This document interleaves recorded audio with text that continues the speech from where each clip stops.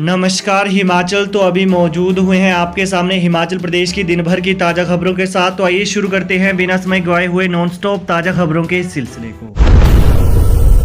हिमाचल में 29 अक्टूबर तक मौसम रहेगा साफ। ऊना में 32 डिग्री पारा।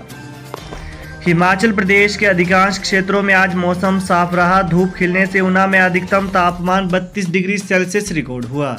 मौसम विज्ञान केंद्र शिमला ने 29 अक्टूबर तक प्रदेश में मौसम साफ बना रहने का पूर्वानुमान जताया है। वहीं आने वाले दिनों में अधिकतम तापमान में भी बढ़ोतरी दर्ज होने के आसार हैं। उधर उच्च पर्वतीय क्षेत्रों किन्नौर, लाहौल स्पीति सहित चंबा, कुल्लू, मंडी और शिमला के ऊंचाई वाले क्षेत्रों में सुबह और शाम के समय मौसम में ठंडक बढ़ गई है। माउंट चोओयू पीक को फतह करने वाली दुनिया की पहली महिला बनी हिमाचल की ईशानी सिंह जम्वाल पहली भारतीय महिला बन गई हैं जिन्होंने माउंट चोओयू पीक को फतह किया है। यह पीक नेपाल और चीन के मध्य है। दक्षिण की ओर से दुनिया की छठी सबसे ऊंची व कठिन चोटी पर 7,200 मीटर की ऊंचाई तक ईशानी पहुंच गई। माउंट चोओयू के अत्यंत चुनौतीपूर्ण दक्षिण की ओर से अधिकतम ऊंचाई तक पहुंचने वाली वो दुनिया भर के पर्वतारोहियों में एकमात्र महिला हैं। ईशानी ने कहा कि वो खुद को चुनौती देने और देश के लिए अपने शिखर पर चढ़ने में सक्षम थी। बेसहारा पशु से टकराकर खाई में गिरी बाइक, 2 युवकों की मौत। हिमाचल के जिला कुल्लू के शमशी में एक सड़क हादसे में 2 युवकों की मौत हो गई। सड़क पर अचानक सामने आए बेसहारा पशु के कारण यह हादसा पेश आया। पुलिस ने पोस्टमार्टम के बाद शव परिजनों को सौंप दिए हैं। पुलिस के अनुसार एक बाइक शमशी के पास पहले बेसहारा पशु से टकराई, उसके बाद अनियंत्रित होकर खाई में जा गिरी। बाइक पर 2 युवक सवार थे जिनकी मौत हो गई है। घटना के बाद दोनों युवकों को क्षेत्रीय अस्पताल पहुंचाया गया जहां चिकित्सकों ने उन्हें मृत घोषित कर दिया। वहीं हादसे में मारे गए युवकों की पहचान ट्विंकल ठाकुर उर्फ सन्नी पुत्र नारायण चंद निवासी शास्त्री नगर कुल्लू व अमन कुमार पुत्र नील कुमार निवासी लंका बेकर कुल्लू के रूप में हुई है। पुलिस के अनुसार दोनों युवकों को हादसे के बाद उपचार के लिए क्षेत्रीय अस्पताल कुल्लू पहुंचाया गया, लेकिन इन्होंने रास्ते में ही दम तोड़ दिया। उसके बाद पुलिस ने दोनों युवकों के शवों को कब्जे में ले लिया और पोस्टमार्टम करवाने के बाद परिजनों को सौंप दिया। पीएम मोदी 5 नवंबर को आएंगे सोलन, बीजेपी ने शुरू की तैयारी। हिमाचल प्रदेश में विधानसभा चुनाव के चलते पीएम नरेंद्र मोदी की 5 नवंबर को सोलन में रैली प्रस्तावित की गई है। पार्टी ने रैली की तैयारियां भी शुरू कर दी हैं। बीजेपी शिमला संसदीय क्षेत्र की ये रैली सोलन के ठोडो ग्राउंड में कराने का कार्यक्रम बनाया गया है। इससे पहले पीएम मोदी शिमला, बिलासपुर, कुल्लू और ऊना आ चुके हैं। पीएम नरेंद्र मोदी इससे पहले 2 बार 2014 और 2019 के लोकसभा चुनाव के दौरान ठोडो ग्राउंड में रैली कर चुके हैं। अब विधानसभा चुनाव में मिशन रिपीट को तय करने के लिए आखिरी समय में फिर से मोदी फैक्टर को यूज किया जा रहा है। कांग्रेस महासचिव प्रियंका गांधी ने बीती 15 अक्टूबर को इसी ग्राउंड में रैली कर चुनावी शंखनाद किया था। दिवाली पर प्रदेश में प्रदूषण मध्यम स्तर पर, शिमला को छोड़ प्रमुख 10 शहरों में AQI संतोषजनक।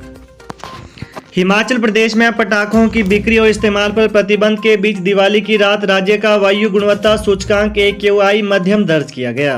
राज्य प्रदूषण नियंत्रण बोर्ड के मुताबिक सोलन जिले के औद्योगिक केंद्र बद्दी में AQI स्तर सर्वाधिक 157 दर्ज किया गया।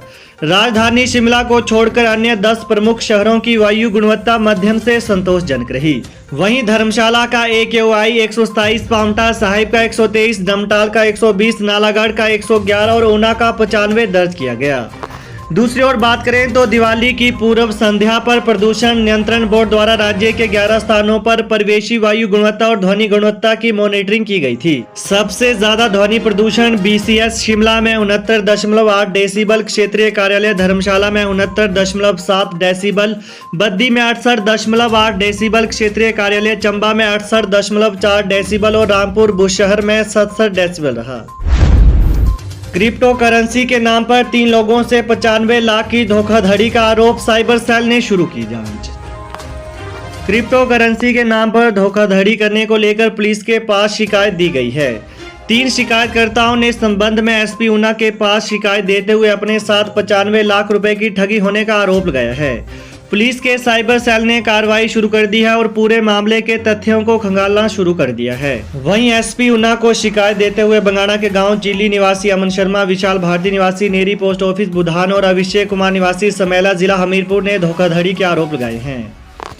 इसके अलावा उन्होंने आरोप लगाया कि उनकी पहचान के 3 लोगों ने उन्हें क्रिप्टो करेंसी के बारे में बताया और 9 माह में फिक्स ग्रोथ होने का दावा किया। इसमें अमर शर्मा और उसके परिवार ने 40 लाख रुपए लगवा दिए। वहीं विशाल भारती व उसके परिवार ने 35 लाख रुपए और अभिषेक कुमार व उसके परिवार ने 20 लाख रुपए लगवाए। उन्होंने कहा कि उनका कोई रुपए बकाया नहीं दिया गया।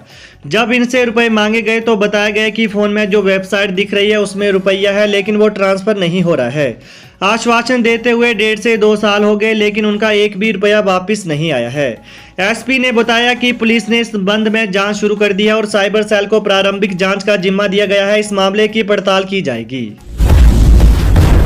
हिमाचल में मान और सिसोदिया पर आपके चुनाव प्रचार का जिम्मा, केजरीवाल करेंगे 4 रोड शो।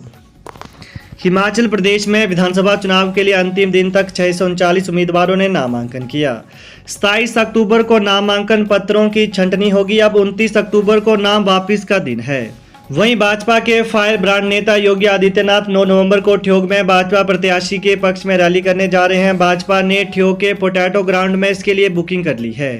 दूसरी ओर बात करें तो पंजाब के मुख्यमंत्री भगवंत सिंह मान और दिल्ली के उप मुख्यमंत्री मनीष सिसोदिया पर हिमाचल विधानसभा चुनाव में आप पार्टी के प्रचार का जिम्मा रहेगा। आप संयोजक अरविंद केजरीवाल गुजरात विधानसभा चुनाव में व्यस्त हैं। ऐसे में उनके हिमाचल में 4 संसदीय क्षेत्र में रोड शो होंगे। ज्यादातर रैलियां और रोड शो का जिम्मा भगवंत मान और सिसोदिया पर ही रहेगा। यूजीसी ने जारी की गाइडलाइंस, उच्च शिक्षण संस्थानों में करनी होगी पर्याप्त महिला सुरक्षा कर्मियों की तैनाती। उच्च शिक्षण संस्थानों में कार्यरत महिला कर्मियों और छात्राओं की सुरक्षा को लेकर कड़े कदम उठाए जाएंगे। इसके लिए विश्वविद्यालय अनुदान आयोग यूजीसी ने गाइडलाइन जारी की है। गाइडलाइन के अनुसार शिक्षण संस्थानों में महिला कर्मियों व छात्राओं के लिए उचित माहौल बनाने के लिए व्यवस्थाएं करनी होंगी। इसके लिए यूजीसी ने सभी उच्च शिक्षण संस्थानों में आंतरिक शिकायत समिति गठित करने को कहा है। वहीं यह समिति शिकायत निस्तारण व रोकथाम के लिए काम करेगी और छात्राओं और महिला कर्मचारियों से जुड़ी सभी शिकायतों का निवारण किया जाएगा। वहीं हेल्पलाइन नंबर जारी कर इसके बारे में महिलाओं व छात्राओं को सूचित करना जरूरी होगा। इसके अलावा शिक्षण संस्थानों के परिसरों में उचित संख्या में महिला सुरक्षा कर्मियों की तैनाती भी करनी होगी। उच्च शिक्षण संस्थानों में महिला कर्मियों की सुरक्षा को ध्यान में रखते हुए गाइडलाइन में कई बिंदुओं को शामिल किया गया है। इसके साथ ही गाइडलाइन को लेकर यूजीसी ने 14 नवंबर तक सुझाव मांगे हैं। तो ये है आज दिन भर के मुख्य समाचार। तो प्रदेश की ताजा खबरों को पाने के लिए चैनल को जरूर सब्सक्राइब करें। Thanks for watching. जय हिंद, जय हिमाचल।